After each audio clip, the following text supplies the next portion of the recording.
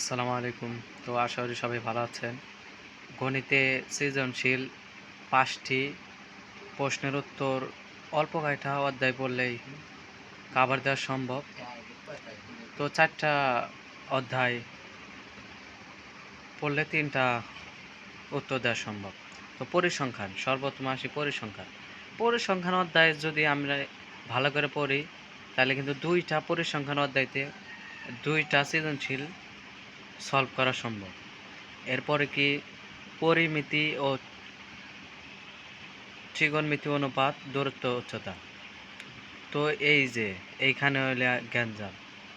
পরিমিতি মিলায় একটা পার্ট থাকে, একটা সৃজনশীল থাকে, আর ত্রিকোণমিতি অনুপাত ও দূরত্ব উচ্চতা মিলায় একটা সৃজনশীল থাকে।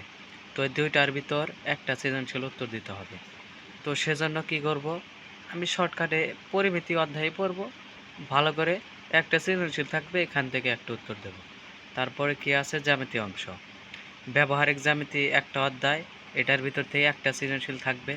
এবং ৮ নাম্বার ও ৬ নাম্বার অধ্যায় কি থাকবে, বৃত্ত ও রেখা, এই সম্পর্কে কি থাকবে, এই দুইটা অধ্যায় মিলে একটা সৃজনশীল। তো আমি কি করব, শর্টকাটে ব্যবহারিক জ্যামিতি একটা ভালো করে পড়লে একটা সৃজনশীল সলভ করা সম্ভব। আর যদি আপনার এটা ভালো না লাগে তো ৮ নাম্বার ও ৬ অধ্যায় ৩২টা সৃজনশীল সলভ করবেন, এর ভিতরে একটি প্রশ্নের উত্তর দেবেন।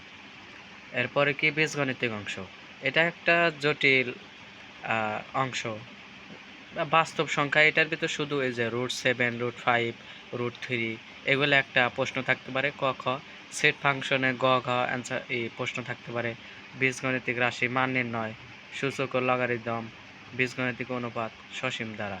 তো ১, ২, ৩, ৪ অধ্যায় পড়লে মোটামুটি একটা সৃজনশীল সলভ করা সম্ভব। তো এইভাবেই শর্টকাটে ৫টা সৃজনশীল অবশ্যই পারা সম্ভব। কেন পারবেন না? সবাই চেষ্টা করবেন।